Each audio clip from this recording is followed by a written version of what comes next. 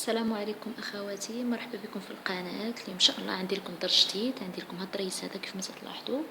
ان شاء الله غادي نوريكم الطريقه كيفاش تخدموه، وكيف العاده الى عجبكم الفيديو ما تنسوش وضع لايك للفيديو واشتركوا في القناه باش دائما يوصلكم جديد.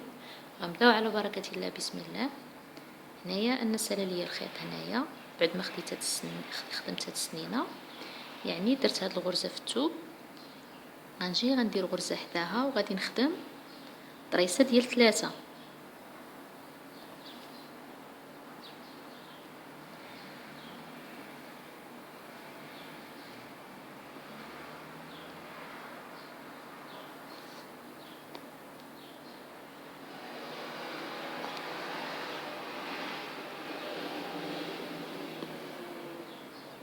هنايا دابا خدمت طريسه ديال 2، يعني غادي نكملها باش تولي عندنا طريسه ديال 3. دائما كناخذ الجلويات في الحاشيه ديال هاد الطريسه،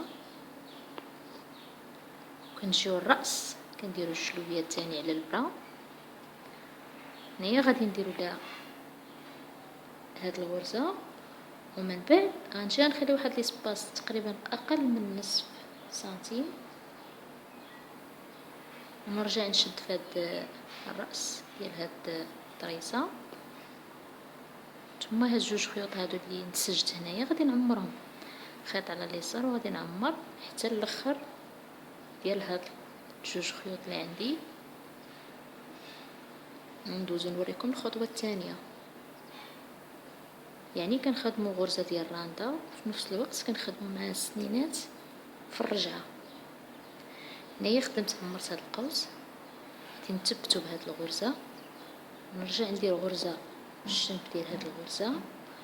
وهنايا الا لاحظتوا انني نخلي الخيط على اليسار، وغادي نجي لهاد الغرزه غادي ندير فيها واحد العين. يعني الا لاحظتوا هذه هي العين. ملي كنخدم هاد العين غادي نشد في هاد الحاشيه ديال هاد القوس. يعني هذه هي الغرزه ديال الرانده اللي غتعود عندي، غنبقى نخدم فيها.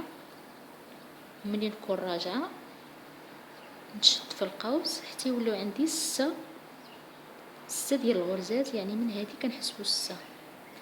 انا غادي نخدم وغادي نوريكم ان شاء الله في الاخر.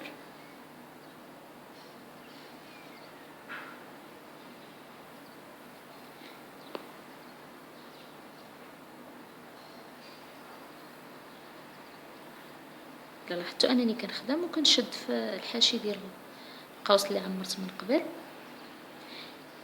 هنايا تقريبا عندي 5 ديال، انا غادي نوريكم عندي كنحسب من 1 2 3 4 5، يعني باقا ليا وحده. كيولوا عندي 6. هادوك 6 هما اللي غادي نخدموا فيهم السنينات اللي كيجيو في الحاشيه. هنايا اخر غرزه هي هذه 6. ملي كنكملها كنجي نشد في الراس ديال هاد الطريسه، وكنخدم هاد الغرزه هنايا. الا لاحظتوا انها كتجي على هاد الشكل هذا، من بعد غادي نرجع نفس الغرزه غادي ندير فيها واحد العين باش لانني غنبدا من هنا مباشره نخدم السنينات. يعني كل عين من هادو كنخدموا فيها غرزه وكنخدموا السنينات باش غادي نحصلوا على هذا الشكل هذا اللي وريتكم من قبل.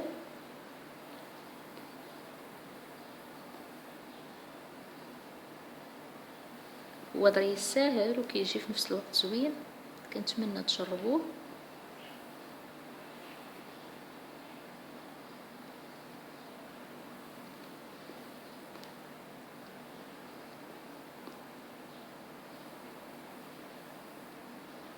هذه اخر غرزه عندي هنايا كنخدم فيها السنينه، يعني كيولوا عندي 6 صافي. ملي كنوصل هنايا كنثبت الاخر ديال هاد السنينه هنا في الثوب، وكنرجع ندير غرزه، وفي نفس الوقت كنبدا من هاد الغرزه غادي نبدا الطريسه الثانيه كيف ما وريتكم، طرسه ديال 3.